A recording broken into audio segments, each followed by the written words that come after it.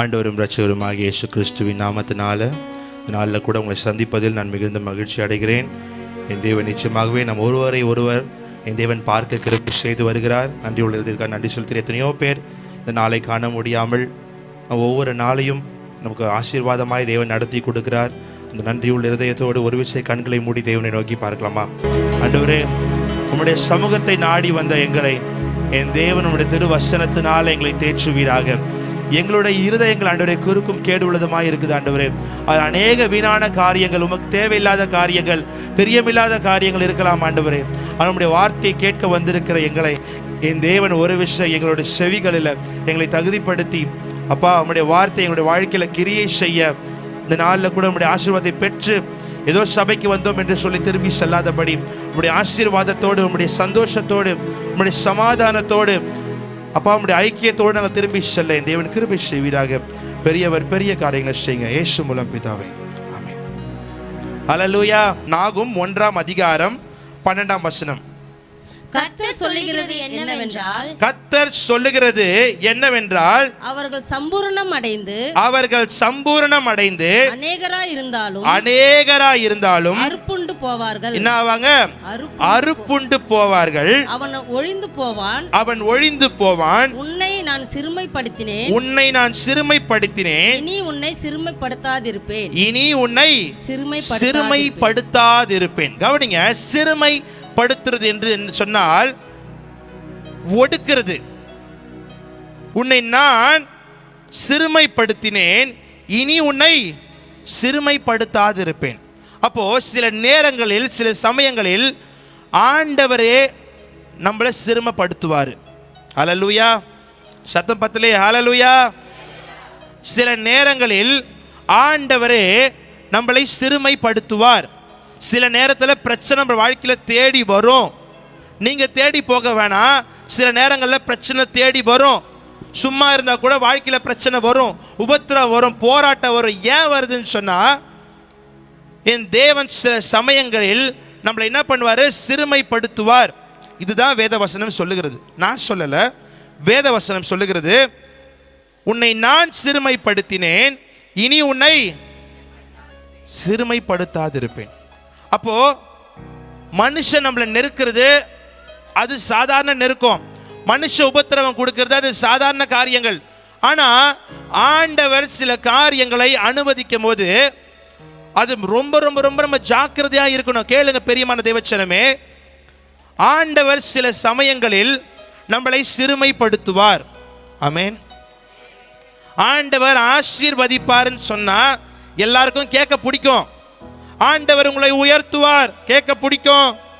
ஆண்டவர் உங்களை நேசிக்கின்றார், கேட்க பிடிக்கும். ஆண்டவர் உங்களை சிறுமைப்படுத்துவார், கேட்க முடியாது. ஏன்னா ஐயோ ஆல்ரெடி நான் பட்டுட்டு இருக்கிற பிரச்சனையே எனக்கு போதும், ஆல்ரெடி நான் இழந்ததே எனக்கு போதும், ஆல்ரெடி என் வாழ்க்கையில் இருக்க கடன் தொல்லையே எனக்கு போதும். நான் சொல்லட்டுமா, சில காரியங்களை ஆண்டவர் நம்முடைய வாழ்க்கையில அனுமதிப்பார். ஆமென். அனுமதிப்பார். ஏன்னா சில ஆசீர்வாதத்தை, சில மேன்மையை, சில உயர்வை பெற்றுக்கணும்னு சொன்னா சில காரியங்களை நம்ம உள் நோக்கி போய் தான் ஆகணும். சில கஷ்டங்கள், கடினமான சூழ்நிலைகளை கடந்து போய் தான் ஆகணும். போகலன்னு சொன்னா அந்த உயர்வை பெற்றுக்கொள்ளவே முடியாது. யோசிச்சு பாருங்க, உங்க குடும்பத்தினுடைய சூழ்நிலைகள், உங்க பிள்ளைங்களை யோசிச்சு பாருங்க. அவங்க படிக்கும் போது எவ்வளோ கஷ்டப்பட்டு படிக்க வச்சிருப்பீங்க. ஸ்கூல்ல ஃபீஸ் கட்ட முடியாத நிலைமை இருந்திருக்கலாம்.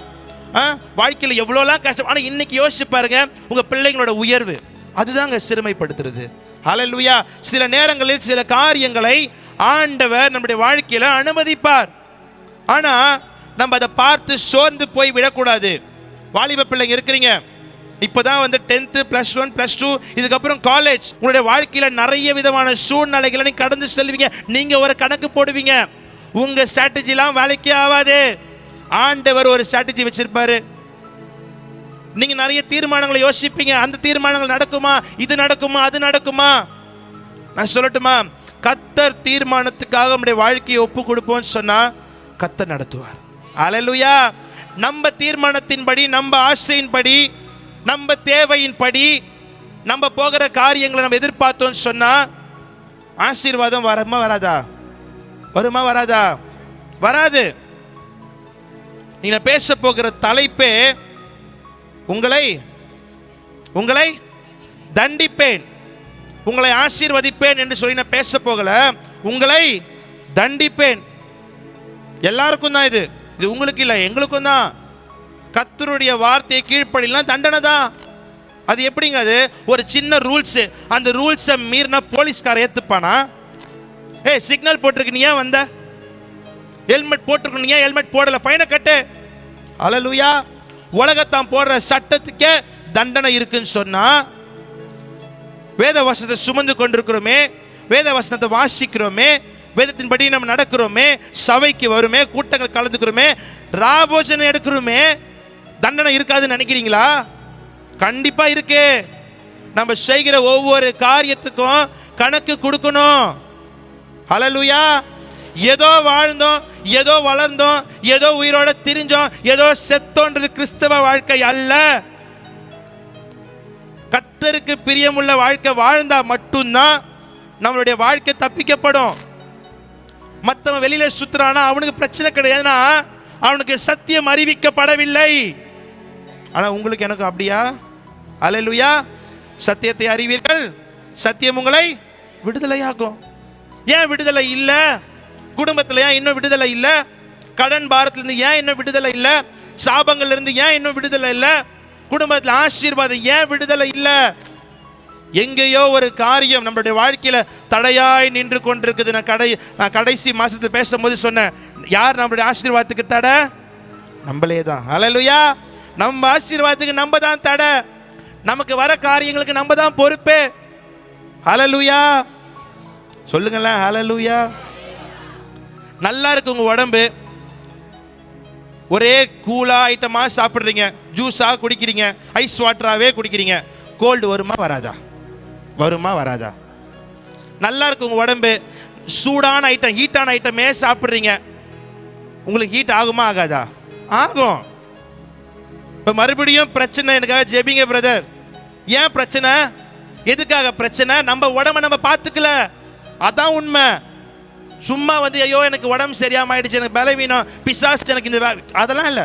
நம்ம உடம்ப நம்ம தான் பார்த்துக்கணும். வயசானா சில பலவீனங்கள் வரும், நான் அது தப்பு சொல்லலை. நான் சொல்றது உங்களுக்கு இருக்கிற சுகரோ இல்லை மற்ற காரியங்களோ, பிபி, அதெல்லாம் நான் பேசல. அதெல்லாம் எல்லாருக்கும் வரும், வயசானா எல்லாருக்கும் வரும். நான் சொல்றது இந்த மாதிரி தலைவலியா இருக்கட்டும், கோல்டா இருக்கட்டும், மற்ற காரியங்கள் நம்மளா தேடிக்கிற காரியம். ஹல்லேலூயா. உடம்பு ஹீட் ஆகுது இல்லை கோல்ட் ஆகுதுன்னு சொன்னா அதுக்கு நம்ம தான் பொறுப்பு. அது போல நம்முடைய ஜீவியத்தில் கிறிஸ்தவ வாழ்க்கையில ஒரு காரியம் நம்முடைய வாழ்க்கையில் நடக்குதுன்னு சொன்னா அதுக்கு நம்ம தாங்க பொறுப்பு. ஆண்டவர் பொறுப்பாக முடியாது. எல்லாத்துக்கும் மேல பிசாசு பொறுப்பாக முடியாது. நம்ம எல்லாத்துக்கும் பிசாசு மேல பழிய போட்டே வாழ்ந்துட்டு வரோம். பிசாசு எனக்கு துன்பத்தை கொடுத்துட்டான், பிசாசு எனக்கு உபத்திரவத்தை கொடுத்துட்டான், பிசாசு எனக்கு பாட்டு கொடுத்துட்டான். நான் சொல்லட்டுமா, பிதா குமாரன் பரிசுத்தாவின் ஞானஸ்நானம் பெற்றுட்டீங்களோ அன்னைக்கே நீங்க ஆண்டவருடைய ரத்தத்துக்குள்ள வந்தாச்சுங்க. அல்லேலூயா. அவருடைய ரத்தத்தால கழுவப்பட்டுட்டோம். சில காரியங்கள் நடக்குதுன்னு சொன்னா ஆண்டவருடைய அனுமதி இல்லாம நடக்காது.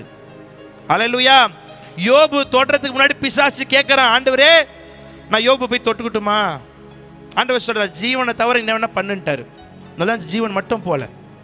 யோசிச்சு பாருங்க, இன்னைக்கு நமக்கு ஒரு காரியம் நடக்குதுன்னு சொன்னா ஆண்டவருடைய அனுமதி இல்லாம நடக்காது. உங்க வாழ்க்கையில வர பிரச்சனை, உபத்திரவம், நிந்த, கடன் பாரம் எதுவா இருந்தாலும் சரி, ஆண்டவருடைய அனுமதி இல்லாம நடக்காது. ஆமென். ஏன்னா வேதம் சொல்லுகிறது, தலையிலிருந்து ஒரு முடி கூட அவர் சித்தம் இல்லாம விழாதான். அப்படியா உங்க வாழ்க்கையில பிரச்சனை மட்டும் அவர் தெரியாம நடக்குமா? இல்ல உங்க குடும்பத்தில் வர சமாதானம் இல்லாத காரியங்கள் அவர் தெரியும், அவருக்கு எல்லாமே தெரியும். வேதம் சொல்லுகிறது,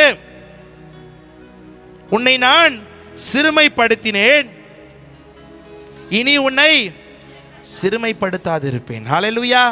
யார் சிறுமைப்படுத்தினா? ஆண்டவர் தான். ஹல்லேலூயா. சில நேரங்களில் ஆண்டவர் நம்மை சிறுமைப்படுத்துவார். ஹல்லேலூயா. சில நேரங்களில் வாழ்க்கையில பிரச்சனை வரும், உபத்திரவம் வரும், கண்ணீரின் பாதை வரும். நான் சொல்லட்டுமா, சோதனையை சகிக்கிற மனுஷன் பாக்கியவான். நம்மளாம் யாரா இருக்கிறோம்? பாக்கியவானா இருக்கிறோம், பாக்கியவதியா இருக்கிறீங்க நீங்கெல்லாம். அப்புறம் ஏன் ஆண்டவரே எனக்கு இந்த பிரச்சனை? வரட்டும், பிரச்சனைக்கு அப்புறமா வரப்போற ஆசீர்வாதம் பெருசா இருக்கும். அல்லேலூயா. அதுதான் கர்த்தர் நம்ம மேல வச்சிருக்கிற நோக்கம். இன்னைக்கும் நம்ம நிறைய காரியம் யோபு குறித்து ஏன் பேசிக்கிட்டு இருக்கோம்? அவ்வளோ யோபு கஷ்டப்பட்டுதான் இன்னைக்கு பேசிக்கிட்டு இருக்கிறோம். இன்னைக்கு ஏன் தாவீதை பேசுகிறோம்? தாவீது ஆடுக்கு பின்னாடி ஓடினாரு, ஆனால் ஆண்டவர் தாவீதை கொண்டு வந்து சிம்மாசனத்தை உட்கார வச்சார். ஏன் பேசுகிறோம்? அவருடைய கஷ்டம். இன்னைக்கும் நம்ம யோசேப்பை பற்றி பேசுகிறோம். யோசேப்புடைய வாழ்க்கையில் அவர் படாத கஷ்டமே கிடையாது. யோசேப்பை பட்ட போல நிந்தனை யாருமே படலை. ஏன்னா சொந்த சகோதரர்கள் எல்லாருமே வெறுத்தாங்க. இன்னைக்கு நம்ம ஏன் பேசுறோம் தெரியுமா? அவங்களுக்கு வந்த பிரச்சனைகள், அவங்களுக்கு வந்த உபத்திரவம் பாடுதான். சந்தோஷமா இருந்துட்டு போனவங்களுடைய பத்தி சரித்திரம் பேசாதுங்க. உலகம் வேணா பேசலாம். ஹல்லேலூயா. இந்த உலகம் கூட நல்லா புரிஞ்சுக்கோங்க, இந்த உலகத்தில் இன்னைக்கு அநேக காரியங்கள் நடந்து கொண்டிருக்கிறது. எங்க பார்த்தாலும் மோசமான சூழ்நிலைகள். நம்ம எல்லாம் நியூஸ் பார்க்குறோம் தான், பேப்பர் படிக்கிறோம் தான். நல்ல காரியமா நடக்குது, நல்ல விஷயங்களை கேள்விப்படுறோம். பேப்பரை திறந்தாலே எவ்வளோ கொடூரமான காரியங்களை கேள்விப்பட்டு கொண்டிருக்கிறோம். அப்போ ஆண்டவர் சிறுமைப்படுத்தாம நம்ம சிறுமைப்பட்டு போக மாட்டோம். ஆனால் வேதம் சொல்லுகிறது, நான் உன்னை சிறுமைப்படுத்தினேன், இனி உன்னை, நல்லா கவனிங்க, இனி உன்னை. அப்போ there is a limit, there is a time period. ஆண்டவர் சிறுமைப்படுத்துறதுக்கு சில நேரம் இருக்கு. எல்லா நேரமும் அப்படியே கிடையாது, இல்லை வாழ்க்கை ஃபுல்லாவே கிடையாது. ஒரு குறிப்பிட்ட நேரம் அவருக்குன்னு ஒரு நேரம் வச்சிருப்பாரு. அவர் உன்னுடைய வாழ்க்கையில் இறங்கி கிரியை செய்யணும்னா, ஹல்லேலூயா. அவர் நினைச்சிருந்தாருன்னா திராட்சரசம் காலி ஆகிறதுக்கு முன்னாடியே போயிட்டு அற்புதம் செஞ்சு அங்க சலசலப்பு வராம பண்ணிட்டு இருக்கலாமே. அவர் சொல்றாரு, இன்னும் என் வேலை வர, அவருடைய வேலை வர வரைக்கும், அவருடைய நேரம் வர வரைக்கும் நம்ம என்ன பண்ண தெரியுமா? காத்திருக்கணும். ஹல்லேலூயா. அப்போ கர்த்தர் நம்முடைய வாழ்க்கையில சில சிறுமைப்பட்ட நாட்கள், சில துன்பத்தை கண்ட வருஷங்களுடைய வாழ்க்கையில் இருக்கும்னு சொன்னா, அவருடைய வார்த்தையை பிடித்து கொண்டு நீங்கள் காத்திருக்கும் பொழுது ஆசீர்வாதம் வரும். வாசிங்க 1 கொரிந்தியர் 11ஆம் அதிகாரம் 32ஆம் வசனம். 1 கொரிந்தியர் 11ஆம் அதிகாரம் 32ஆம் வசனம். நாம் நியாயம் தீர்க்கப்படும் பொழுது உலகத்தோடு ஆக்கினைக்குள்ளாக தீர்க்கப்படாதபடிக்கு கர்த்தராலே சிட்சிக்கப்படுகிறோம்.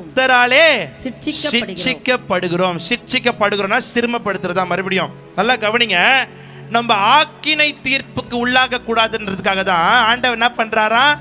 உயிரோடு இருக்கும் போதே சிட்சிக்கப்படுகிறோம். ஹல்லேலூயா. இந்த வசனங்கள் எல்லாருக்கும் தெரியும். திருவிருந்துக்கு அப்போ படிக்கிற வசனம். இதுக்கு முன்னாடி தான் படிப்போம். நம்ம கடைசி என்ன படிப்போம்? நம்மை நாமே நிதானித்தறிந்தால் நாம் நியாயம் தீர்க்கப்படுவோம். அதுக்கப்புறம் இருக்க வசனத்தை விட்டுட்டுமே, அதுக்கப்புறம் என்ன இருக்குன்றது மெயினாக பார்க்கணும். ஆக்சுவலாக நம்மை நாமே நிதானித்தறிந்தால் நியாயம் தீர்க்கப்படுவோம் சொல்லிட்டு அங்கே ஒரு இதோட முடிச்சிடுறோம். ஆனால் இந்த உலகத்தோடைய நியாய தீர்ப்புல, இந்த உலக ஆக்கினை தீர்ப்புக்கு போகும்போது நம்ம போகக்கூடாதுன்னு சொல்லி ஆண்டவர் நம்மள என்ன பண்றாரா? சிட்சிக்கிறாராம். ஹல்லேலூயா. நம்ம நினைச்சுக்கிட்டு இருக்கோம் அவர் ஆசீர்வதிக்கிற தேவன். ஆமா. அவர் உயர்த்துகிற தேவன். ஆமா. அவர் நடத்துகிற தேவன். ஆமா. வேற என்ன? நம்மளை நேசிக்கிற தேவன். ஆமா, எல்லாம் ரைட்டு.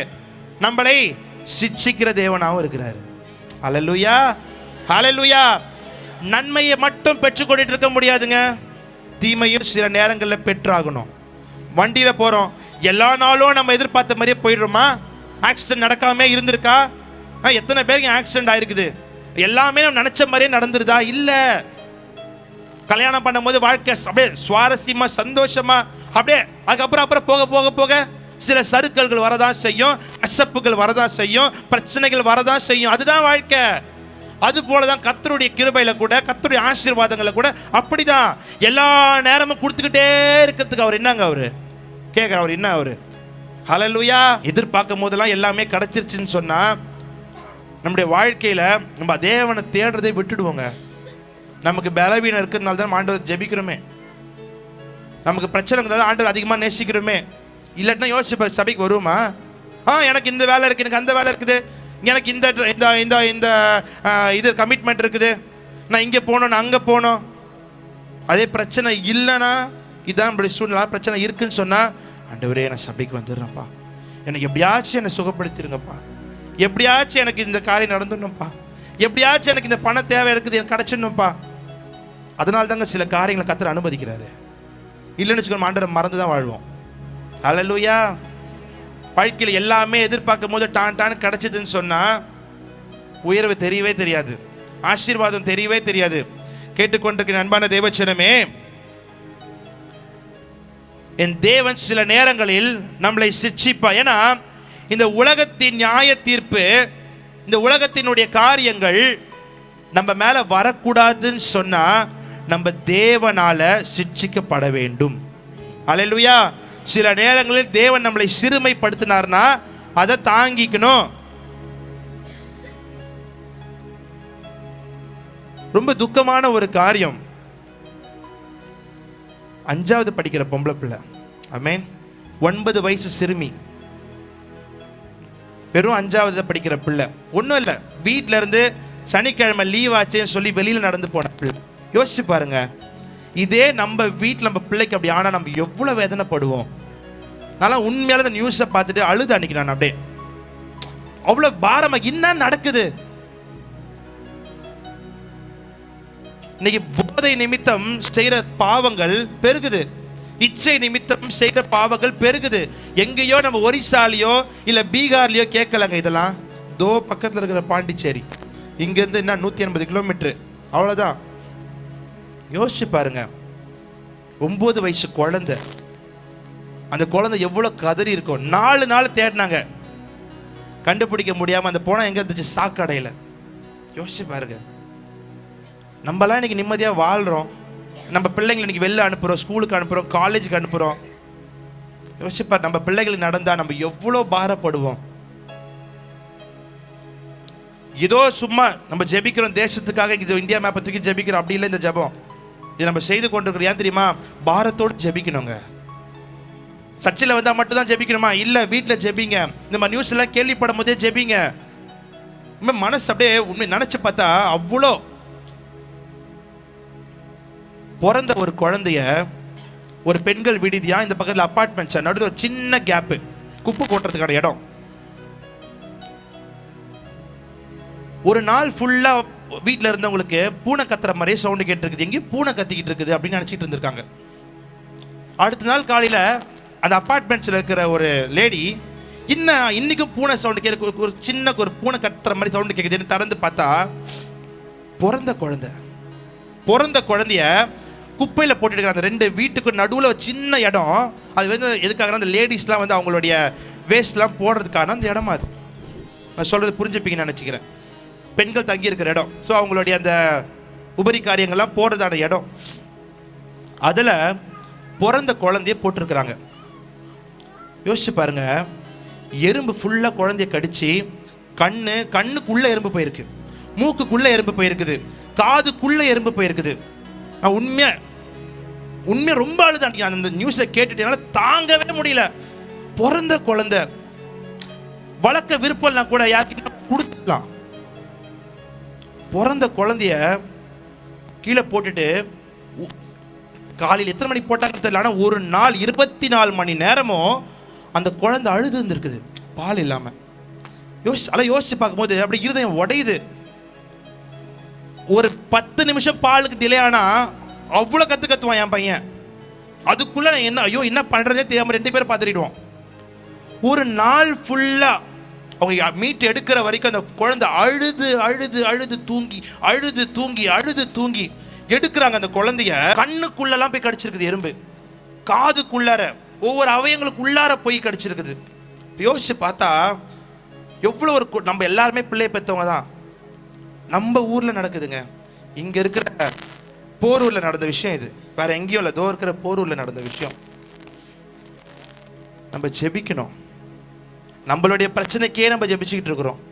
எனக்கு இந்த பிரச்சனை இருக்கு, எனக்கு அந்த பிரச்சனை இருக்கு, எனக்கு இந்த கடன் இருக்கு. Okay, He knows everything whatever we have. நம்ம பிரச்சனைங்க எல்லாமே அவருக்கு ஆல்ரெடி தெரியும். இந்த காரியங்கள் யார் ஜெபிப்பா?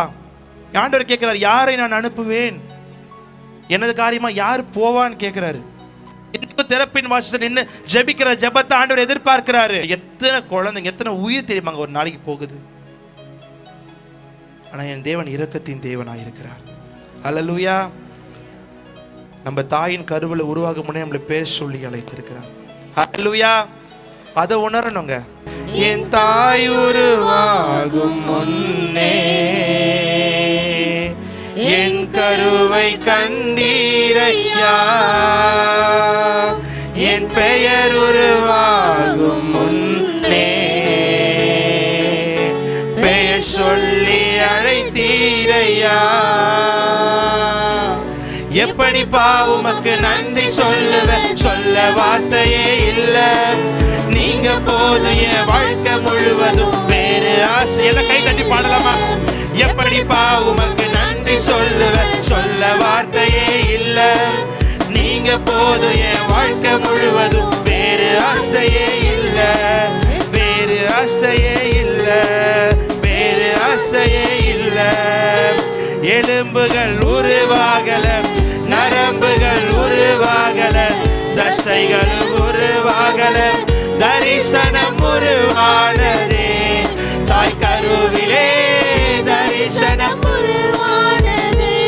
சொல்லுங்களேன், எலும்புகள் உருவாகல, எலும்புகள் உருவாகல, எஸ் ஃபாதர், நரம்புகள் உருவாகல, ஆண்டவரே தசைகள் உருவாகல, தரிசனம் உருவானதே. தாய் கருவிலே தரிசனம் உருவானதே. எப்படிப்பா உமக்கு நன்றி சொல்லுவேன், சொல்ல வார்த்தையே இல்ல. கை தட்டி, நீங்க போதும் என் வாழ்க்கை முழுவதும், வேறு ஆசையே இல்ல. எப்படிப்பா உமக்கு நன்றி சொல்லுவேன், சொல்ல வார்த்தையே இல்ல. நீங்க போதும் என் வாழ்க்கை முழுவதும், வேறு ஆசையே இல்ல, வேறு ஆசையே இல்ல. என் தாய் உருவாகும் முன்னே என் கருவை கண்டீரையா, என் பெயர் உருவாகும் முன்னே பெயர் சொல்லி அழைத்தீரையா. ஒன் மோர் டைம் சொல்லுங்களேன், என் தாய் உருவாகும் முன்னே என் கருவை கண்டீரையா, என் பெயர் உருவாகும் முன்னே என் கல்லி அழைத்தீரையா. எப்படிப்பா, எப்படிப்பா உமக்கு நன்றி சொல்லுவேன், சொல்ல. எல்லாம் கை தட்டி நல்லா உற்சாகமா, கமான். நீங்க போதும் என் வாழ்க்கை முழுவதும், ஆண்டவரே, வேறு ஆசையே இல்ல. நீங்க மட்டும்தான்.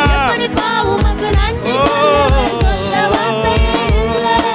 நீங்க போதும் என் வாழ்க்கை முழுவதும், வேறு எப்படிப்பா, எப்படிப்பா உமக்கு நன்றி சொல்லுவேன், சொல்ல வார்த்தையே இல்ல. நீங்க போதும் என் வாழ்க்கை முழுவதும், வேறு ஆசையே இல்ல.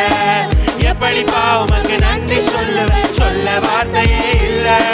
நீங்க போதும் என் வாழ்க்கை முழுவதும், வேறு ஆசையே இல்ல. என் தாய் உருவாகும் முன்னே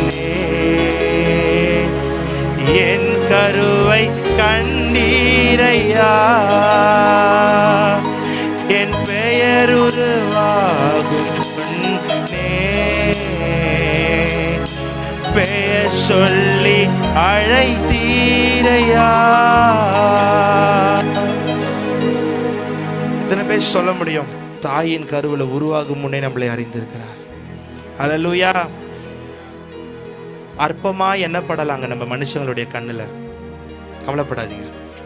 உறவுகள் மத்தியில் அற்பமா எண்ணப்படலாம், கவலைப்படாதீங்க. சொந்தங்க மத்தியில் அற்பமா எண்ணப்படலாம், கவலைப்படாதீங்க. நண்பர்கள் மத்தியில் அற்பமா எண்ணப்படலாம், கவலைப்படாதீங்க. நான் சொல்லட்டா, ஆண்டவர் நம்மளை அற்புதமாய் மாற்ற அவர் சித்தமாக இருக்கிறார். அல்லேலூயா. ஆண்டவர் நம்மளை நேசிக்கிறாருங்க. அதை விட வேற என்னங்க வேணும்? உலகத்தின் அன்புக்காக ஏங்கிறது விட்டுலான்ற நான். இருக்கிற வரைக்கும் தான் எல்லாமே. இருக்கிற வரைக்கும் தான் அப்பா அம்மா, இருக்கிற வரைக்கும் தான் மனைவி, இருக்கிற வரைக்கும் தான் பிள்ளைங்க, எல்லாமே அவ்வளோதான், எல்லாமே அவ்வளோதான். It is just a temporary life what we are living in this world. But ஆண்டவருடைய அன்பு அப்படி கிடையாதுங்க. It is not a temporary, it is always a permanent. நிரந்தரமான அன்புங்க. அந்த அன்புக்காக நம்ம ஏங்குறோம்ல, அன்பு காட்டலனா ஏங்குறோம்ல. அன்பா ஒரு வார்த்தை பேசுனச்ச, நான் எவ்வளோ அன்பா பேசுறேன், எரிஞ்சு எரிஞ்சு என் மேலே விடுறாரு, கோபமா இருக்கிறாரு. நான் சொல்லட்டுமா, அவர் நம்மளை நேசிக்கிறாரு. அந்த அன்பு ஏன் நம்ம பார்க்க மாட்டோம்? இந்த உலகத்தை எத்தனையோ அன்புக்கு பின்னாடி நம்ம ஏங்கி ஓடி இருக்கலாம். நானும் அப்படிலாம் ஓடினவன் தான் ஒரு நாள்ல. I have been just wandering. இந்த உலகத்தினுடைய அன்புக்காக ஏங்கின நாட்கள்லாம் உண்டு. ஏன்னா நான் எதிர்பார்த்த அன்பெல்லாம் என் வாழ்க்கையில் எனக்கு கிடைக்கல. எந்தெந்த அன்புலாம் ஒரு சராசரியாக ஒரு குழந்தை கிடைக்கும் அதெல்லாம் எனக்கு கிடைக்கல. He knows my pain. ஆண்டவருக்கு தெரியும் என்னுடைய வேதனை. நான் உருவான விதம், நான் வளர்ந்த விதம், வாழ்ந்த விதம் அவருக்கு தெரியும். எல்லாருக்கும் இருக்கிற சாதாரண ஏக்கம் தான் எனக்கும் இருந்துச்சு. என் ஏக்கங்கள்லாம் நிறைவேறல, என் ஏக்கங்கள் நடக்கல. நேசித்தவங்களாம் எனக்கு அன்பு காட்டவே இல்லை. கடமைக்காக காட்டினவங்களாம் நிறைய, பேருக்காக காட்டினவங்களாம் நிறைய, வேண்டா வெறுப்பா அன்பு காட்டினவங்களாம் நிறைய பேர் என் வாழ்க்கையில். ஆனால் உண்மையை காட்டினவங்க யாருமே இல்லை. ஆனால் ஒன்று மட்டும் புரிஞ்சுக்கிட்டேன் என்னுடைய வாழ்க்கையில். இது வரைக்கும் புரிஞ்சிக்காத சில காரியங்களை திருமணத்துக்கு அப்புறமா நிறைய காரியங்களை புரிஞ்சிக்க ஆரம்பித்தேன். அன்பே இல்லை, ஆனால் இன்றைக்கி அன்பு கிடைக்குது, நிறையவே கிடைக்குது. ஆனால் இந்த அன்புக்காக அன்றைக்கி நம்ம ஏங்கணும். ஆனால் நம்ம பாவியாக இருந்தோம், அக்கிரமம் செஞ்சோம், கர்த்தருக்கு பிரியம் இல்லாமல் நிறைய காரியங்களை செஞ்சோம். ஆனால் அந்த நாட்களில் கூட நம்மளை நேசிக்க ஒரு அன்பு இருந்தது. அது ஆண்டவருடைய அன்பு. அல்லேலூயா. அந்த அன்பு மட்டும் இல்லைன்னு சொன்னால் இன்னைக்கு நீங்களும் நானும் உயிரோடு இங்கே உட்கார்ந்துருக்க முடியாதுங்க. அல்லேலூயா. அந்த அன்பு இல்லைன்னா வேறு எதுவுமே கிடையாதுங்க. நம்முடைய வாழ்க்கை எப்படி வாழ போகிறோம், நம்ம பிறந்தப்போ நமக்கு எப்படி இருக்க போகிறோம்னு தெரியாது, என்ன படிக்க போகிறோம் நமக்கு தெரியாது. ஆனால் ஆண்டவர் எல்லாவற்றையும் தீர்மானித்திருக்கிறாரு. இந்த குடும்பத்தை தான் பிறக்கணும், இவ்வளோ தான் படிக்கணும், இந்த வேலையை செய்யணும், இது எல்லாமே தீர்மானிக்கப்பட்டது தான். எதுவும் புதுசாக மாற்றிலாம் இல்லை. அவங்கவுங்க திறமைக்கு ஏற்ற போல் அவங்கவுங்க வாழ்க்கை, அவ்வளோதான். அவங்கவுங்க படிப்புக்கு ஏற்ற போல் உயர்வு, அவ்வளோதான். ஆனால் ஒன்றே ஒன்று தான், நம்ம மேலே வைக்கப்பட்டிருக்க தரிசனம் ஒன்று தாங்க. அல்லேலூயா. உங்கள் படிப்பு எவ்வளோவா வேணா இருக்கலாம், இல்லை நீங்கள் படிப்பே இல்லாமல் கூட இருக்கலாம். Don't worry. ஐயோ எனக்கு படிக்க தெரியல, எனக்கு பைபிள் படிக்க தெரியாது, எனக்கு தமிழ் தெரியாது, இங்கிலீஷ் தெரியாது, கவலைப்படாதீங்க. இந்த தகுதியெல்லாம் வச்சுக்கிட்டு உலகத்தை வாழ்றதுக்கு தான். ஆனால் பரலோகம் போகிறதுக்கு ஆண்டவர் நம்மளை தகுதிப்படுத்தி இருக்கிறாருங்க. அல்லேலூயா. என்னோட கூட சேர்ந்து எப்படிப்பா உமக்கு நன்றி சொல்லுவேன், சொல்ல வார்த்தையே இல்லை, நீங்க போதும் என் வாழ்க்கை முழுவதும், வேறு ஆசையே இல்லை. சொல்லலாமா? எப்படிப்பா உமக்கு நன்றி சொல்லுவேன், சொல்ல வார்த்தையே இல்லை, நீங்க போதும் என் வாழ்க்கை முழுவதும், வேறு ஆசையே இல்லை. என் தாய் உருவாகும் முன்னே என் கருவை கண்ணீரையா, என் பெயர் உருவாகும் முன்னே பேர் சொல்லி அழைத்தீரையா. ஒரு வாட்டி. என் தாய் உருவாகும் முன்னே என் கருவை கண்ணீரையா,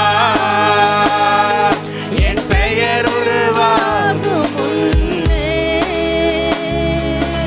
பெயர் சொல்லி அழைத்தீரையா. கடைசியாக சேர்ந்து எப்படிப்பா உமக்கு நன்றி சொல்லுவேன், சொல்ல வார்த்தையே இல்லை, நீங்க போதும். நல்ல கை தட்டுறோம் எல்லாரும் சேர்ந்து. Come on. நல்ல கை தட்டி பலமாக நல்லா சேர்ந்து சபையே. சொல்ல வார்த்தையே இல்லை, நீங்க போதும் என் வாழ்க்கை முழுவதும், வேறு ஆசையே இல்லை. எப்படிப்பா உமக்கு நன்றி சொல்லுவேன், சொல்ல வார்த்தையே இல்லை, நீங்க போதும் என் வாழ்க்கை முழுவதும், வேறு ஆசையே இல்லை. எப்படிப்பா உமக்கு நன்றி சொல்லுவேன், சொல்ல வார்த்தையே இல்லை. நல்ல கையை தட்டி உள்ளத்தில் ஆழ்ந்து உற்சாகமாக உமக்கு நன்றி சொல்ல எனக்கு வார்த்தை இல்லை ஆண்டவரே. நீ செய்த நன்மைகள் ஏராளம் ஆண்டவரே. என் வாழ்க்கையில நீ இதுவரை செய்த அதிசயமான காரியங்கள் ஏராளம் ஆண்டவரே. ஓ எப்படிப்பா உமக்கு நன்றி சொல்ல வார்த்தையே இல்லை, நீங்க போதும் என் வாழ்க்கை முழுவதும், வேறு ஆசையே இல்லை, வேறு ஆசையே இல்லை. ஹல்லேலூயா. நம்மளை சிருஷ்டித்தா கூட, நம்மளை சிருஷ்டித்ததே தேவன் தான். ஆனால் சில நேரங்களில் நம்மளை சிருஷ்டிக்கப்படுறதும் தேவன் தான். ஹல்லேலூயா. அப்போ சில நேரங்களில் தேவன் சில காரியங்களை நம்முடைய வாழ்க்கையில் கண்டித்து உணர்த்துவார். அதுக்காக நம்ம சோர்ந்து போயிடக்கூடாது. இந்த உலகத்தில் யோசிச்சு பார்த்தீங்கன்னா எல்லாத்துக்குமே ஒரு மாற்று வழி இருக்குது. ஒன்றும் இல்லை, நீங்கள் ஒரு வண்டி வாங்கணும் ஆசைப்படுறீங்க, போய் விசாரிக்கிறீங்க, அந்த வண்டியோட விலை அதிகமாக இருக்குது. ஆனால் உங்கள் கையில் வந்து 1 லட்ச ரூபாய் தான் இருக்குது. அந்த வண்டியோட வேலை வந்து 1.5 லட்ச ரூபாய் உங்கள் கையில் இல்லை. அதோட வண்டியே வாங்க வேணாம்னு சொல்லி வீட்டுக்கு வந்துடுவீங்களா? இல்லை இருக்கிற காசுக்கு வேற ஒரு வண்டி போய் வாங்குவோமா? சொல்லுங்களேன். கண்டிப்பாக என்ன பண்ணுவோம்? சரி ஓகே, நம்ம கையில் இவ்வளோ தான் இருக்குது, அதுக்கு என்ன பண்ணலாம், இது வாங்கிக்கலாம். ஒரு துணி எடுக்க போகிறீங்க, ஒரு துணியை விசாரிக்கிறீங்க, ரொம்ப விலை அதிகம், அவ்வளோ காசு இல்லை, நம்ம கிட்ட இருக்கிறது 2000 ரூபாய் தான். அந்த துணி வந்து 3500 ரூபாய் இல்லை 3000 ரூபாய் சொல்கிறோம். நம்ம கையில் இருக்கிற 2000 ரூபாய்க்கு எனக்கு துணியே வேணான்ட்டு வந்துருமா? இல்லை இருக்கிற 2000 ரூபாய்க்கு இது எடுத்துக்கலாம் சொல்லி எடுத்துகிட்டு வருவோமா? எடுப்போம். எல்லாமே நம்மளுடைய வாழ்க்கையில் அப்படிதாங்க. ஆனால் நான் சொல்லட்டுமா, இந்த உலகத்தில் எல்லாத்துக்குமே செகண்ட் ஆப்ஷன் ஒன்று இருக்குது. ஆமென். முதல் வாழ்க்கை சரியில்லை கூட 2வது வாழ்க்கை ஒன்று ஆப்ஷன் இருக்குது. ஹல்லேலூயா. எல்லாத்துக்குமே ஒரு செகண்ட் ஆப்ஷன் இருக்கு. ஆனால் பரலோகம் போகிறதுக்கு ஒரே ஒரு ஆப்ஷன் தான். ஹல்லேலூயா. பரலோகம் போகிறதுக்கு ஒரே ஒருத்தர் தான், அவரை தவிர வேற யாருமே கிடையாது. ஆமென். அவரை மட்டும்தான் நம்ம பிடிச்சிக்கணும். மனுஷனை நோக்கி பார்க்க வேணாம், ஆண்டவரை பார்த்தா மட்டும்தான். மற்ற எல்லாத்துக்கும் இந்த உலகத்தில் செகண்ட் ஆப்ஷன் இருக்கு. ஒரு வீட்டில் இருக்கிறீங்க, அந்த வீட்டை உங்களுக்கு காலி பண்ணுன்னு சொன்னா அதோட தெருவில் வந்துருமா? இல்லை, இன்னொரு வீடு இருக்கு. எல்லாமே நம்மளோட வாழ்க்கையில், உங்கள் பிள்ளைங்களை ஒரு ஸ்கூலில் சேர்க்க போறீங்க, அந்த ஸ்கூலில் ஃபீஸ் அதிகமாக இருக்கு, இல்லை அங்கே சரியில்லை, உடனே மாற்றத்துக்கு இன்னொரு இடம் இருக்கு. எல்லாத்துக்குமே இருக்கு இன்னைக்கு உலகத்தில். ஆனால் பரலோகம் போகிறதுக்கு ஒரே ஒரு வழி தான். ஆண்டவர் சொல்றாரு, நானே வழியும் சத்தியமும் ஜீவனுமாக இருக்கிறேன். அதுதான் உண்மை. அவரு தாங்க வழி. அந்த வழியை விட்டுட்டோன்னு சொன்னா வேற வழியே கிடையாது. ஹல்லேலூயா. வேற வாழ்க்கையே கிடையாது. அவர் கொடுத்த வாழ்க்கை, நம்ம அவருக்காக நம்ம வாழும்பொழுது, இது ஒவ்வொரு கிறிஸ்தவனும் இதை உணர்ந்து கொள்ளணும். எல்லாத்துக்கும் இந்த உலகத்தில் 2வது ஒரு வழி இருக்குதுல்ல, இன்னொரு வழி, இந்த ஒரு வழின்னு இருக்குதுல்ல. ஆனால் பரலோகம் போகிறதுக்கு ஒரே ஒரு வழி தான். ஆண்டவருடைய அன்பை புரிஞ்சு, ஆண்டவர் மேலே பாசத்தோடு நேசத்தோடு நம்முடைய வாழ்க்கை இருக்கும்னு சொன்னால் பரலோகம் போகலாம். நம்ம நினச்சிக்கிட்டு இருக்கோம், இன்னும் எனக்கு இருக்குதே நாள், எனக்கு என்ன வயசாயிடுச்சு, நான் இன்னும் நிறைய நாள் வாழ போகிறேன். ஒருவேளை ஆண்டவருடைய வருகை இன்னைக்கு இரவு இருக்கும்னு சொன்னான், இல்லை நாளைக்கு காலை விடிஞ்ச பின் இருக்கும்னு சொன்னான், யோசிச்சு பாருங்க எத்தனை பேர் நம்மளுடைய வருகையில் போவோம். இது ஒரு பெரிய கேள்விக்குறி. நம்ம கணக்கு போட்டு வைக்கலாங்க. நான் போயிடுவேன், நான் நல்ல அபிஷேகத்தை நிரம்புறேனே, நான் நல்லா பாட்டு பாடுறேனே, நான் நல்லா கை தட்டுறேனே, நான் இந்த பாவம்லாம் பண்ணலையே, நான் இதெல்லாம் நான் விட்டுட்டேனே, நான் இப்படிலாம் இல்லையா, அப்படிலாம் இல்லையா, ஓகே. ஆனால் ஆண்டவர் சொல்றாரு, உன் நினைவுகள் என் நினைவுகள் அல்ல. அவர், நான் சொல்லட்டுமா, யாருக்குமே தெரியாதுங்க. இன்னைக்கு இங்கே பிரசங்கம் பண்ணிட்டு இருக்க நான் போவேன்னு எனக்கு தெரியாது. ஆனால் எனக்கு ஒரு நம்பிக்கை இருக்கு, நான் போவேன்ட்டு. இதுதான் நம்பிக்கை, விசுவாசன்றது இதுதான். ஆண்டவரே, என்னுடைய பாவத்தை நீங்கள் மன்னிச்சிட்டீங்க, என் அக்கிரமத்தை நீங்கள் மன்னிச்சிட்டீங்க, உங்களுடைய ரத்தத்தால் நான் கழுவப்பட்டேன், என்னை கூட்டுப்பீங்கிறது விசுவாசம் எனக்கு. அவ்வளோதான். அதுக்கே இவ்வளோ வாழ்க்கையில் அடிப்பட்டு வர வேண்டியது இருக்குதுங்க. இதை உணர்றதுக்கு இவ்வளோ அடிப்பட்டு நான் வர வேண்டியதாக இருக்குது. சும்மாலாம் ஒன்று வந்து இங்கே நிற்கல. இன்னும் சாதாரணமான விஷயம்லாம் கிடையாது. நம்ம கிட்ட அபிஷேகம்லாம் நம்மள இருந்து யாரும் ஏற்றுக்க மாட்டாங்க. நம்ம ஏற்றுக்கிறத பொறுத்து தான் எல்லாமே இருக்குது. கர்த்தர் கிரியை செய்ய வல்லவராக இருக்கிறார். கர்த்தர் இறங்கி உங்களுடைய வாழ்க்கையில் அற்புதம் செய்ய வல்லவராக இருக்கார். நம்ம இடம் கொடுக்க மாட்டோம். நம்ம தான் கடின இருதயத்தோடு அப்படியே போட்டு இல்லை, நிறைய பேருக்கு அபிஷேகம், நான் அபிஷேகத்தை நிரம்ப மாட்டேன். உடைக்கணும், அதெல்லாம் உடைக்கணும். பாரம்பரியங்கள்லாம் உடைக்கப்படணும். வேகமாக பாட்டு பாடினா அபிஷேகம் இறங்குமா? அதெல்லாம் வந்து நம்மளுடைய எண்ணம் தான். அதெல்லாம் நீங்கள் அப்படியே கண்ணை மூடி அமைதியாக நின்னாலே பிரசன்ஸ் வரும். ஒன்னே நம்ம இருதயத்தில் அந்த தாகம் இருக்கணுங்க.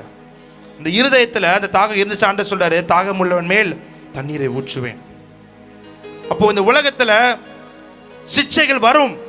அப்படி வரும்பொழுது நம்ம மேற்கொள்ள வேண்டிய காரியம் ஒன்னே ஒன்று தான். வாசிங்க நீதிமொழிகள் 13ஆம் அதிகாரம் 24ஆம் வசனம். நீதிமொழிகள் 13:24. இது எல்லா பேரண்ட்ஸ்க்கும் தெரிஞ்ச ஒரு வசனம் தான். பிரம்பை கையாடாதவன் தன் மகனை பகைக்கிறான். நல்ல கவனிங்க. கொம்பு குச்சி எடுத்தாதான் என்ன பிள்ளை வந்து கீழ்ப்படியுன்றது எல்லா பேரண்ட்ஸினுடைய ஒரு எண்ணம். அதுதான் உண்மையும் கூட. ஓகே, கொம்பு எடுத்தா பிள்ளைங்க பயப்படுவாங்க, அடிச்சா ஒரு பயம் வரும், கீழ்ப்படிவாங்கன்னு சொல்லி வேதம் சொல்லுகிறது. பிரம்பை கையாடாதவன் தன் மகனை பகைக்கிறான். பிரம்பை கையாடாதவன் தன் மகனை பகைக்கிறான். இதெல்லாம் ஆசீர்வாதம் வேதவசனம் சொல்லுது. வாசிங்க. அவன் மேல் அன்பாயிருக்கிறவனோ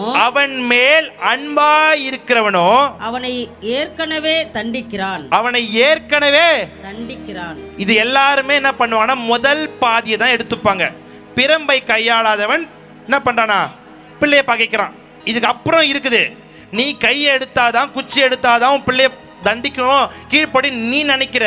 ஆனா வேதம் சொல்லுகிறது, வாசிக்கிற செகண்ட் ஹாஃப், அவன் மேல் அன்பாய் இருக்கிறவனோ, அவன் மேல் அன்பாய், உன் புள்ள மேல உன் பொண்ணு மேல உங்களுக்கு ஆல்ரெடி அன்பு இருக்கு, அன்பாய் இருக்கிறவனோ அவனை ஏற்கனவே தண்டிக்கிறார். தண்டிக்கிறார். இதுதான் அன்பு. இது எப்படி நீங்க சொல்றீங்க, நான் புரிய வைக்கிறேன், நல்லா கவனிங்க. குச்செடுத்து அடிச்சா அப்பா அம்மா மேல பயம் வரும், ரைட்? இல்ல குழந்தை என்ன பண்ண, அந்த நேரத்துல அப்படியே அலறும், கத்தும், அழும் எல்லாமே. அதுக்கப்புறம் என்ன ஆயிடும், நம்ம அப்பா தானே, இதுதான் இயல்பு. ஆனா எந்த நேரமும் தகப்பன் மேலேயோ இல்லை தாய் மேலேயோ ஒரு பிள்ளைக்கு பயம் இருக்குது பார்த்தீங்களா? எந்த நேரமும் எப்பவுமே தப்பு செஞ்சா நீ அடிச்சாதான் அப்படின்னு அந்த பயம் வரும்னு கிடையாது. அடிக்காம இருக்கும் பொழுது, ஒரு சின்ன உதாரணம் சொல்றேன். உங்க பிள்ளைங்களை கூட்டிட்டு நீ ரோட்ல நடந்து போறீங்க, எல்லாரும் கவனிங்க. உங்க பிள்ளைய சாதாரணமா கையை பிடிச்சிக்கிட்டு கூட்டிட்டு போயிட்டு இருக்கீங்க, ஓகேவா? திடீர்னு ஒரு வண்டி வருது, அவன் முன்னாடி போயிட்டான், என்ன பண்ணுவீங்க? டக்குன்னு அப்படி கையை பிடிச்சி அப்படி இழுப்பீங்க, கரெக்டா? சில நேரங்களில் பிள்ளைங்க நம்ம கை மீறி ஏதோ போறாங்க, இல்லை விழுந்துட போறாங்க போது நம்ம ஒரு பிடிப்போம். ஆமென். சாதாரணமாக பிடிக்கிறதுக்கும் அக்கறையோடு பிடிக்கிறதுக்கும் வித்தியாசம் இருக்குது. ஹல்லேலூயா. தேவன் நம்மளுடைய கையை சில சூழ்நிலைகளில் நம்மளோடு சாதாரணமாக பிடிச்சிட்டு வர சூழ்நிலையும் இருக்கு. சில நேரங்களில் பாவத்திலையும் சிற்றின்பத்திலையும் மோகத்திலையும் உலகத்திலையும் விழுந்துடக்கூடாதுன்னு நம்மளை இறுக்கி பிடிக்கிற சூழ்நிலைகளும் இருக்கு. ஹல்லேலூயா. இதுதான் சிட்சிக்கப்படுறது. ஆனா சாதாரணமா பிடிச்சா வலிக்காது, டைட்டா பிடிச்சி பாருங்க, பிள்ளைங்க விழுந்துட போறாங்க, அந்த நேரத்தில் பிள்ளைங்க ஏன்னா நம்ம என்ன பண்ண, நம்மள அறியாமையே அந்த பிள்ளையோட கையை அழுத்தி பிடிச்சிரும், இறுக்கி பிடிச்சிருவோம். இதுதான் சிட்சிக்கப்படுறது. ஹல்லேலூயா. நம்ம கையை அவர் பிடிச்சிட்டு தான் இருக்கிறாரு, நம்மளை நடத்திக்கிட்டு தான் இருக்கிறாரு, எல்லாம் தான் ஓகே தான். ஆனால் அவரை மீறி போயிடக்கூடாதுன்னு சில நேரத்தில் அவர் என்ன பண்ணுவார்னா நம்மளை அப்படி கொஞ்சம் ஸ்ட்ராங்காக பிடிக்கிறார் பார்த்தீங்களா? அதுதான் சிட்சிக்கப்படுறது. ஹல்லேலூயா. புரிஞ்சவங்க மாத்திரம் சொல்லுங்களேன் ஹல்லேலூயா. நிறைய பேர் புரியலன்னு நினைக்கிறேன். சோஃபிங்க வா, சீக்கிரம் வா. இப்போ என்னுடைய மகளை நான் கூட்டிகிட்டு நான் போகிறேன், ஒரு உதாரணத்துக்கு. இப்போ என் மகளை கூட்டிகிட்டு நான் போகிறேன், என் கூடையே கை பிடிச்சிக்கிட்டு வந்தால் எனக்கு பிரச்சனை இல்லை. இதுவே என்ன பண்ணுது, என் பிள்ளை என் கையை விட்டுட்டு போகணுன்னு சொல்லிட்டு இழுக்கும் போது லைட்டாக இல்லை விட்டுனா விழுந்துருவேன் இல்லை. இப்போ ஓகே, இழுக்கும் போது நான் என்ன பண்ணுவேன், இன்னும் கெட்டியமாக பிடிப்பேன், புரியுதா? சாதாரணமாக நான் பிடிச்சேன்னா அது என் கையை விட்டுட்டு போயிடும். ஆனால் அதுவே நான் என் பிள்ளையோட கையை இறுக்கமாக பிடிச்சேன்னு சொன்னால் அது என்னதான் போகணும்னு நினச்சா கூட போக முடியாது. ஹல்லேலூயா. தேங்க்யூ. இதுதான் கர்த்தர் சிட்சிக்கிறது. ஹல்லேலூயா. இதுதான் கர்த்தர் நம்மளை தண்டிக்கிற விதம். அப்படியே தண்டிப்பார்னா அப்படியே எடுத்து வெட்டி அப்படிலாம் கிடையாது. இதுதான் ஹல்லேலூயா. தண்டிக்கிறதுக்கு இன்னொரு வார்த்தை சிட்சிக்கிறது. இந்த சிட்சிக்கிறது எப்போ வரும்னு சொன்னால், நம்ம கர்த்தருடைய காரியத்தில் கர்த்தருடைய வார்த்தைகளை கர்த்தருடைய காரியங்களை செயல்படுத்தாம நம்ம ஆண்டவருக்கு பிரியமில்லாம போறோம்னு சொன்னா அப்போ நம்மள ஒரு பிடிப்பார். ஹல்லேலூயா. அந்த பிடியை தாங்க முடியாம தான் நிறைய பேர் பின்மாற்றத்தில் போறாங்க. ஹல்லேலூயா. அந்த நேரத்தில் ஆண்டவரே ஏன் என்னை விட்டுட்டீங்க, இல்லை ஏன் எனக்கு இந்த சோதனை, ஏன் எனக்கு இந்த பிரச்சனை, யோசிச்சு பாருங்க. அப்படியே நீங்க இறுக்கமா பிடிக்கும் போது கை வலி தாங்க முடியாம உங்க பொண்ணோ உங்க பிள்ளையோ, மா கை வலிக்குது, என்னம்மா இப்படி பிடிக்கிற, டைட்டா பிடிக்கிற, பாரு கையை செவந்து போச்சு. இதுதான் ஆண்டவர் பிடிக்கிறது. ஒருவேளை அவர் விட்டாருன்னா வாழ்க்கை போயிடும். ஹல்லேலூயா. ஆசீர்வாதத்தை இழந்துருவோம், அபிஷேகத்தை இழந்துருவோம். சிம்சோன் இழந்தது போல. சிம்சோன் பலசாலி மாத்திரமல்ல, அவர் ஒரு மகா பராக்கிரமசாலியா இருந்தவர். 1000 பேரை ஒரு பச்சை கழுதையோட எலும்பை வச்சு கொன்று போட்டவர். ஆனா தன்னுடைய பலன் எல்லாமே இழந்து போன பின்பு அவரை ஒரு காட்சி பொருளாய் நிறுத்தினாங்க, அவரை ஒரு வேடிக்கை காட்டுற பொருளாய் நிறுத்தினாங்க. யாரு? ஜனங்கள். ஹல்லேலூயா. கண்ணை பிடுங்கிட்டு மாவரைக்க வச்சாங்க. யார? ஒரு பராக்கிரமசாலிய. இன்னைக்கு கர்த்தருடைய ஆசீர்வாதம் உங்க வாழ்க்கையை விட்டு போகன்னு சொன்னா அநேகருக்கு காட்சி பொருளாய் மாற்றப்படுவோம். இன்னைக்கு கர்த்தருடைய அபிஷேகம் உங்க மேல இருந்து இல்லாம போச்சுன்னு சொன்னா அநேகர் உங்களை பார்த்து நகைக்கிற சூழ்நிலைக்கு நாம் தள்ளப்படுவோம். ஆண்டவருடைய அபிஷேகம் இருக்கிற வரைக்கும் தான் உனக்கு மரியாதை, ஆண்டவருடைய அபிஷேகம் இருக்கிற வரைக்கும் தான் ஆசீர்வாதம். ஆண்டுடைய அபிஷேகம் இருக்கிற வரைக்கும் தான் உயர்வு, ஆண்டுடைய அபிஷேகம் இருக்கிற வரைக்கும் தான் மேன்மை. அதை இழந்துட்டோன்னு சொன்னா யோசிச்சு பாருங்க.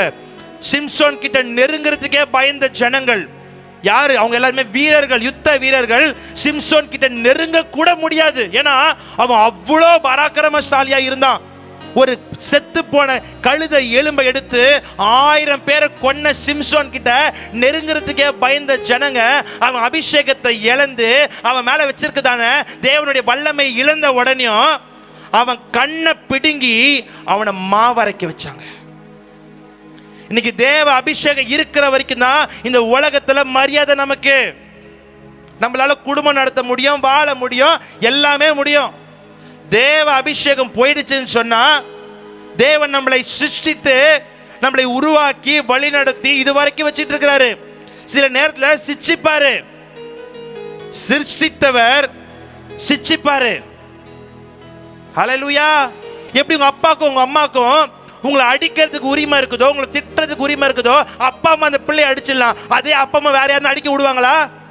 நீங்க உங்க பிள்ளையை கண்டிக்கிறீங்க, அதே உங்க அக்காவோ இல்ல உங்க தங்கச்சியோ இல்ல உங்க சொந்தக்காரங்களோ இல்ல உங்க நண்பரோ இல்ல பக்கத்து வீட்டுக்காரங்களோ உங்க பிள்ளையை அடிச்சா நீங்க ஏத்துப்பீங்களா? நான் சொல்லிட்டா அப்ப ஆண்டவருக்கு நம்ம மேல எல்லா உரிமையும் இருக்குது. ஹல்லேலூயா. ஏன்னா உங்களுக்காகவும் எனக்காகவும் தானே சிலுவையில மரிச்சு சொந்த ரத்தத்தை கொடுத்து மீட்டு இருக்கிறாரு.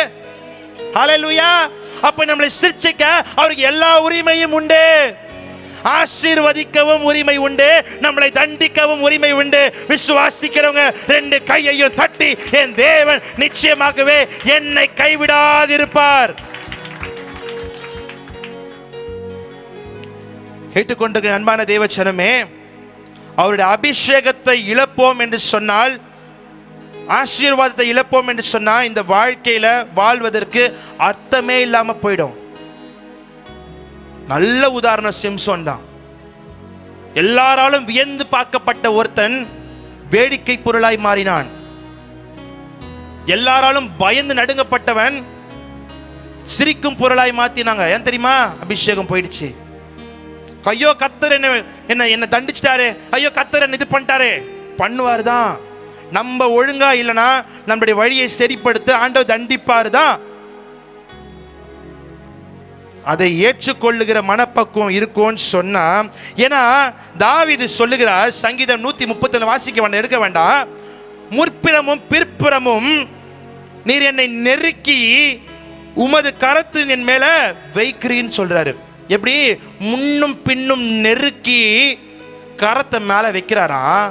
அதே தாவீது 132 சொல்றாரு, அந்த வைக்கப்பட்ட கரம் எனக்கு பாரமா இருக்குது ஆண்டவரே. சில நேரங்களில் கர்த்தருடைய கரம் பாரமா தான் இருக்கும். சில நேரங்களில் கடுமையான காரியங்கள் நடக்கும். ஆனால் அவைகளை ஏற்றுக்கொள்ளும் பொழுதுதான் உங்களுடைய வாழ்க்கையில் ஆசீர்வாதமா இருக்கும். ஹல்லேலூயா, ஹல்லேலூயா. என் தேவன் இன்னைக்கு ஏன் தெரியுமா நம்மளை நெருக்கிறாரு? நியாய தீர்ப்பை நிற்கும் பொழுது ஆண்டவர் சொல்லணும், ஆசீர்வதிக்கப்பட்ட சந்ததியே, ஆசீர்வதிக்கப்பட்ட என் மகளே, வா உள்ளாரவான்னு சொல்லணும். அன்னைக்கு நம்ம நிற்க வச்சு நியாயம் தீர்க்க கூடாதுன்னு நினைச்சா, அன்னைக்கு நியாய தீர்ப்புல ஆக்கினை தீர்ப்புக்கு போகக்கூடாதுன்னு நினைச்சா, இன்னைக்கு தேவன் நம்மளை சில காரியங்கள்ல சிட்சிக்கும் போது நம்ம அதை ஏத்துக்கணும். ஏன் தெரியுமா? வேதவசனம் விதமாய் சொல்லுகிறது. வாசிங்க, ஆமோஸ் 3ஆம் அதிகாரம் 2ஆம் வசனம். பூமியின் எல்லா வம்சங்களுக்கும், நல்லா கவனிங்க, பூமியில் எல்லா வம்சங்களுக்குள்ளும் உங்களை மாத்திரம் அறிந்து கொண்டேன், உங்களை மாத்திரம் அறிந்து கொண்டேன். நல்லா கவனிங்க, பூமியில அநேக வம்சங்கள் உண்டு. அமேன், அமேன். பூமியில அநேக வம்சங்கள் உண்டு, அநேக ஜாதிகள் உண்டு, அநேகமா இருக்கிறாங்க. ஆனா வேதம் சொல்லுகிறது, ஃபர்ஸ்ட் வாசிங்க, பூமியின் எல்லா வம்சங்களுக்குள்ளும், பூமியின் எல்லா வம்சங்களுக்குள்ளும் உங்களை மாத்திரம் அறிந்து கொண்டேன், உங்களை மாத்திரம் அறிந்து கொண்டேன்.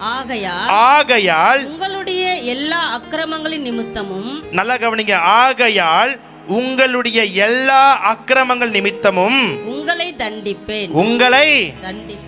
என்ன பண்ணுவாரா? யார் என்ன பண்ணுவாரா? தண்டிப்பேன். ஆண்டவரே சொல்றாரு, உங்களை தண்டிப்பேன். ஏன் தெரியுமா? பூமியில் இருக்க எல்லா வம்சத்திலையும் அவர் என்ன பண்ணியிருக்காரு? உங்களையும் என்னையும் தெரிந்து கொண்டிருக்கிறார். அப்போ அப்படி தெரிந்து கொண்ட நம்ம சில நேரங்களில் இடறி போகும்பொழுது, சில நேரங்களில் கர்த்தருக்கு பிரியம் இல்லாமல் போகும்பொழுது, அவர் கிருபையின் தேவன் தான், நான் இல்லைன்னு சொல்லலை. அவர் இரக்கத்தின் தேவன் தான், இல்லைன்னு சொல்லலை. ஆனால் எல்லா நேரமும் கிருபையாக இரக்கமாக இருந்துட்டா என்ன ஆகிடும்? நம்மளும் கீழ்ப்படியாமைக்குள்ள தான் போவோம். அதனால தான் எல்லா நேரமும் அன்பாவே சொல்லிட்டு இருக்க முடியுமா ஒரு பெற்றவங்களால பிள்ளைங்கிட்ட? சில நேரங்கள் என்ன பண்ணி ஆகணும்? பகைச்சு தான் ஆகணும், கோவப்பட்டு தான் ஆகணும், அடிக்க வேண்டிய அடுத்து அடிச்சு தான் ஆகணும்.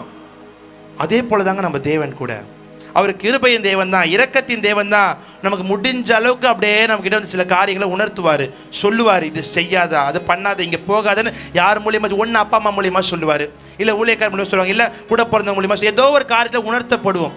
ஆனால் அதை மீறி நான் அப்படி தான் பண்ணுவேன்னு பண்ணும்போது தான் கர்த்தருடைய கோபம் நம்ம மேலே இறங்கும். ஹல்லேலூயா.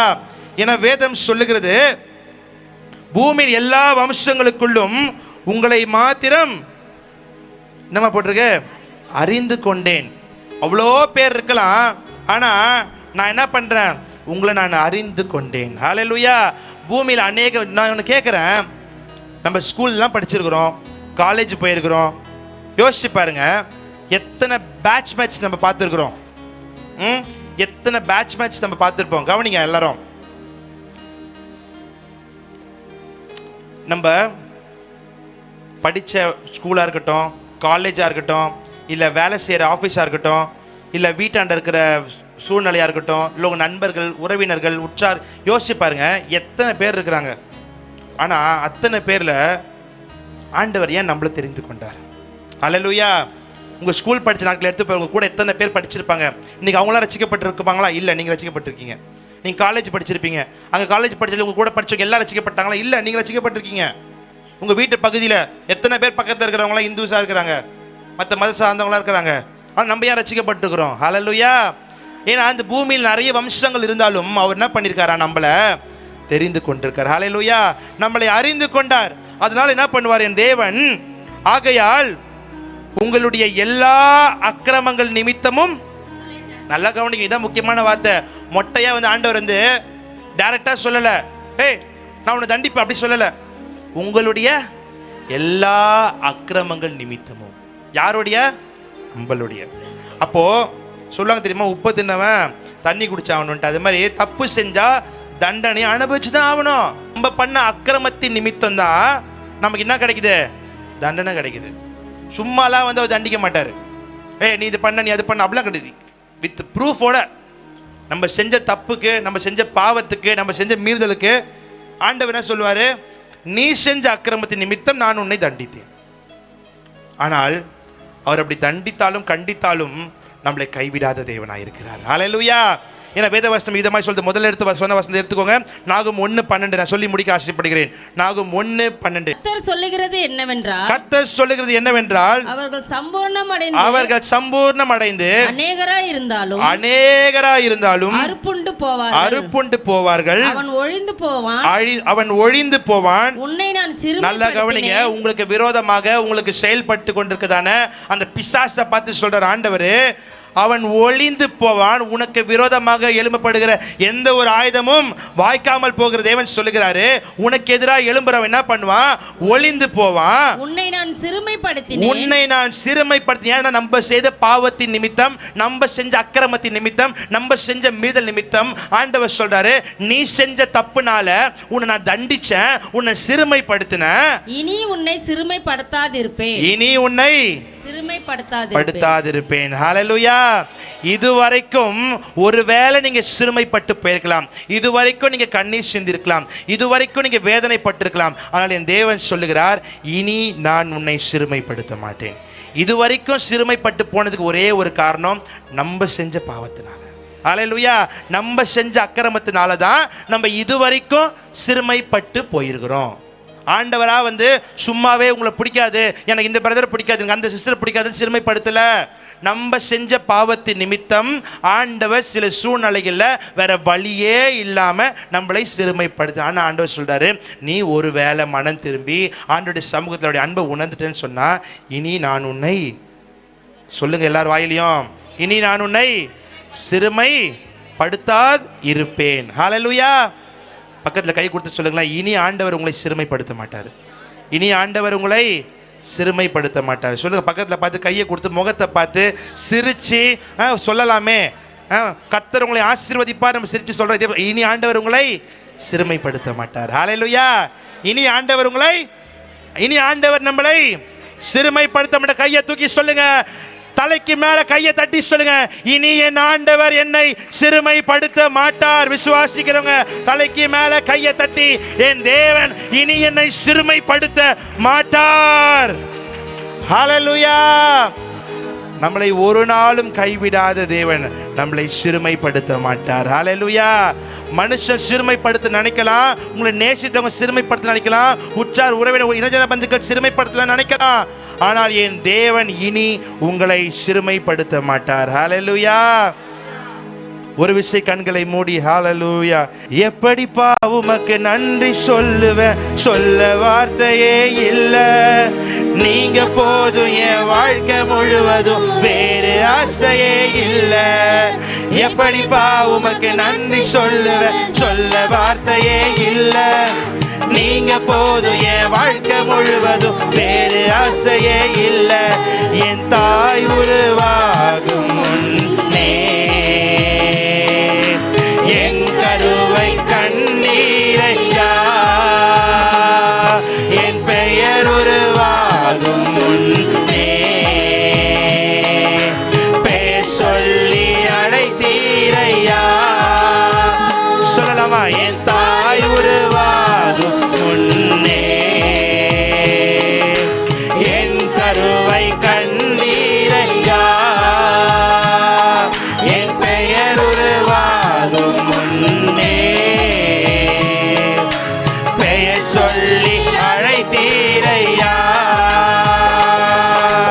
எப்படிப்பா உமக்கு நன்றி சொல்லுவேன், சொல்ல வார்த்தையே இல்ல, நீங்க போதும் என் வாழ்க்கை முழுவதும், வேறு ஆசையே இல்ல. சொல்லுங்க அம்மா, அப்பா, அண்ணன், தம்பி, தங்கச்சி எல்லாம் சேர்ந்து பாடுங்களேன். அப்பா, நீங்க செய்த நன்மைகள் நினைத்து நாங்கள் நன்றி செலுத்துகிறோம் முழுவதும். எப்படிப்பா எப்படிப்பா உமக்கு நன்றி சொல்லுவேன், சொல்ல வார்த்தையே. நல்ல கையை தட்டி உள்ளத்தின் ஆழ்ந்திருந்து ஓரிமா ஷேகேரமா பிரணமா கிடவே ஓரமமா ஷேகேரமா கிடவா. ஆண்டவரே, நீ செய்த நன்மைகள் நினைத்து நாங்கள் துதிக்கிறோம். ஓ, நீ செய்தவரைக்காக, என் தேவன் அற்புதத்துக்காக நன்றி செலுத்துகிறோம். நல்ல கையை தட்டி, எப்படிப்பா உமக்கு நன்றி சொல்லுவேன், சொல்ல வார்த்தையே இல்ல, நீங்க போதும் என் வாழ்க்கை முழுவதும், வேறு ஆசையே இல்ல. எப்படிப்பா உமக்கு நன்றி சொல்லுவேன், சொல்ல வார்த்தையே இல்ல, நீங்க போதும் என் வாழ்க்கை முழுவதும், வேறு ஆசையே இல்ல. எப்படிப்பா உமக்கு நன்றி சொல்லுவேன், சொல்ல வார்த்தையே இல்ல, நீங்க போதும் என் வாழ்க்கை முழுவதும், வேறு ஆசையே இல்ல. எப்படிப்பா உமக்கு நன்றி சொல்லுவேன். எல்லா கையை தட்டி உள்ளத்தின் ஆழ்ந்திருந்து ஓ ஹல்லேலூயா. என் தேவன் செய்த நன்மை நினைத்து, என் அன்பு சகோதரா, அன்பு சகோதரி, என் தேவன் இதுவரைக்கும் அவர் நண்பாய் இணைந்து என் தேவனுடைய வாழ்க்கையை செய்து வருகிற எல்லா நன்மை நினைத்து ஓ ரீமா ஷேகேரவா மக்களவா. நல்ல கையை தட்டி கையை தட்டி கையை தட்டி அந்த அன்பை உணர்ந்து ஓ receive the Holy Spirit, receive the love, receive the anointing, receive His presence, receive the oneness, the name of Jesus. Hallelujah. Oh hallelujah. என் தேவன் நிச்சயமாகவே உங்களை நேசிக்கிறவர், உங்களை நேசித்து உங்களுடைய அன்பை என் தேவன் புரிந்து கொண்டு உங்களை நடத்த வல்லவராய் இருக்கிறார். உமக்கு நன்றி சொல்லுவேன், சொல்ல வார்த்தையே இல்ல, நீங்க போதும் என் வாழ்க்கை முழுவதும், வேறு ஆசையே இல்ல. எங்க வாழ்க்கையில வேற எந்த ஆசையும் இல்லப்பா. நாங்கள் ஆசைப்பட்டு நாங்கள் ஏமாந்து போன நாட்கள் தான் அதிகம். எங்க வாழ்க்கையில நாங்கள் நினைச்சதை எதிர்பார்த்த காரியங்கள் நிறைவேறாம போன நாட்கள் தான் அதிகம். ஆனால் என் தேவன் எங்கள் அன்பை, என் தேவன் எங்களுடைய உறவுகளை, என் சூழ்நிலைகளை, நாங்கள் ஆண்டவரே பட்ட வேதனைகளை, கண்ணீரை எல்லாவற்றையும் அறிந்து எங்களுக்கு இதுவரை எங்களை நடத்துறீங்களே ஆண்டவரே. உங்க அன்பிற்காக நாங்கள் நன்றி செலுத்துறோம் ஆண்டவரே. எல்லாம் ஒரு விஷயம் உள்ளத்தின் ஆழ்த்தம் தாழ்த்தலாம் ஆண்டவரே. அப்பா, உங்க அன்புக்கு நான் எப்படிப்பா நான் நன்றி சொல்லுவேன் ஆண்டவரே. எனக்குள்ள அநேக வியாதிகள் இருக்கலாம், பலவீனம் இருக்கலாம், பாடுகள் இருக்கலாம், பிரச்சனைகள் இருக்கலாம், போராட்டங்கள் இருக்கலாம். ஆனா எதையுமே ஆண்டவரே பொறுப்பெடுத்தாம என்னை தேடி வந்த தேவன்பா நீங்க. என் தாயின் கருவிலே உருவாகும் முன்னே எங்களை பேச சொல்லி அழைத்தீங்களப்பா. அந்த அன்பிற்கு நாங்க நன்றி செலுத்துறோம் ஆண்டவரே. Thank you Jesus. அந்த அன்பை உணருங்களுக்கு. ஒரு எல்லாரும் கண்ணை மூடி, யாருமே வேடிக்கை பார்க்க வேண்டாம், எல்லாம் தாழ்த்தி, பா நாங்கள் சிறுமைப்பட்ட நாட்களுக்கும் துன்பத்தை கண்ட வருஷங்களுக்கும் சரியான ஆண்டவரை ஆசீர்வாதத்தை தருவேன் என்று சொன்னவர். எப்படிப்பா உமக்கு நன்றி சொல்லுவேன், சொல்ல வார்த்தையே இல்ல, நீங்க போதும் என் வாழ்க்கை முழுவதும். உங்க சத்தங்களை உயரட்டும், எல்லாம் சேர்ந்து எல்லாம் பாடுங்களேன்.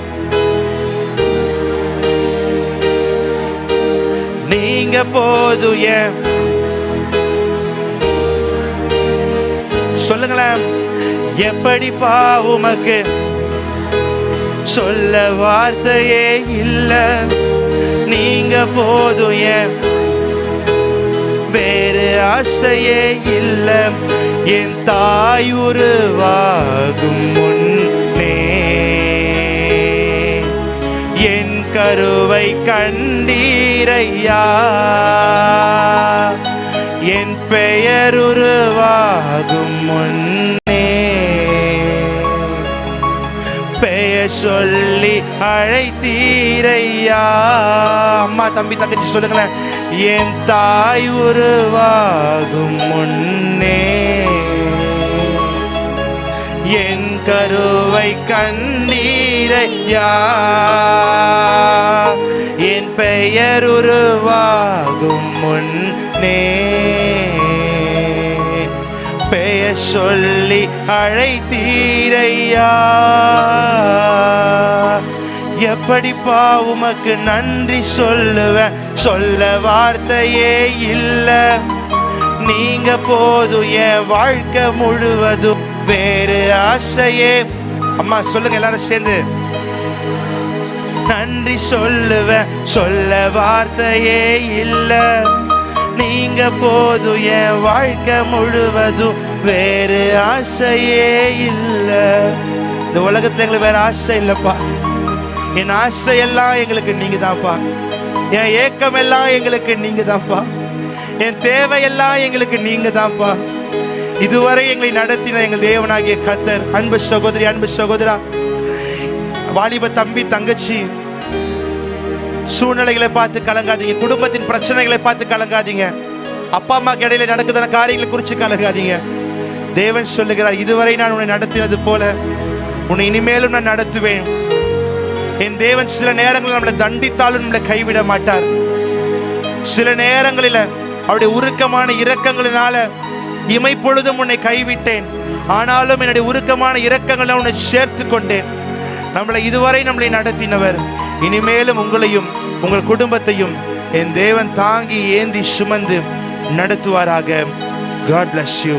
God bless you. நல்ல ஒரு செய்தியை கேட்டோம். கர்த்தர் நிச்சயமாய் பேசின ஒவ்வொரு வார்த்தைகளும் கர்த்தர் நம்மோடு கிரியை செய்யும்படியாய் எல்லா கதை ஸ்தோத்திரம் பண்ணுவோமா? ஆமென். சோத்திரம் சோத்திரம் சோத்திரம் சோத்திரம் சோத்திரம். ஹல்லேலூயா ஹல்லேலூயா ஹல்லேலூயா. ஆமென். சோத்திரம் சோத்திரம். அன்பாய் நம்மளை தண்டிக்கிற தேவன், அன்பாய் சிட்சிக்கிற தேவன் கர்த்தர். அப்படியாக நம்ம அக்கிரங்கள் செய்யும்போது, பாவங்கள் செய்யும்போது, அநியாயங்கள் செய்யும்போது கர்த்தர் நிச்சயமாய் நம்மளை தண்டிக்கிற தேவனாக இருக்கப்படியால் கர்த்தர் அப்படியாக ஒவ்வொரு வார்த்தையும் ஒவ்வொருவோடு பேசின தேவன் கர்த்தர் இந்த மாதம் முழுவதும் கர்த்தர் நம்ம கிரியை செய்யும்படியாய் எல்லா கர்த்தரை ஸ்தோத்திரம் பண்ணுவோமா? எங்களை அதிகமாய் நேசிக்கிற அன்பின் பரிசுத்த தெய்வமே, நன்றியோடு துதிக்கிறேன் கர்த்தாவே. இந்த காலை வேளையில் கூட கர்த்தாவே ஆராதனை ஒவ்வொரு பகுதியிலும் உங்களுடைய பிரசன்னம், உங்களுடைய சமாதானம், உங்களுடைய ஆளுகை இருந்தபடியால் நாங்கள் நன்றியோடு துதிக்கிறோம் கர்த்தாவே. சோத்திரம் சோத்திரம் கர்த்தாவே. ஆலையில் நீ பேசின வார்த்தைகள் எங்களோட கிரியை செய்யும்படியாய், ஒவ்வொரு கிரியை செய்யும்படியாய் நாங்கள் நன்றியோடு துதிக்கிறோம் கர்த்தாவே. வந்துக்கிற ஒவ்வொரு பிள்ளைகளை கர்த்தர் ஆசீர்வதிக்கும்படியாய், சிறு பிள்ளைகள், வாலி பிள்ளைகள், பெரியவர்கள், முதியவர்கள் ஒவ்வொரு கர்த்தர் ஆசீர்வதித்து கனப்படுத்தி இந்த வாரம் முழுவதும், இந்த மாதம் முழுவதும் நீ பாதுகாத்து கொள்ளும்படியாய் நாங்கள் நன்றியோடு துதிக்கிறோம் கர்த்தாவே. சோத்திரம் சோத்திரம் சோத்திரம் கர்த்தாவே. ஹல்லேலூயா. பேசின மகனை கூட அவர் குடும்பத்தை கூட கர்த்தர் ஆசீர்வதிக்கும்படியாய் கனப்படுத்தும்படியாய் ஜெபிக்கிறோம். எல்லா துதியும் எல்லா கனமும் எல்லா மையம் ஒருவருக்கே செலுத்துகிறோம். இன்பேச பரலோக பிதாவே. ஆமேன் ஆமேன்.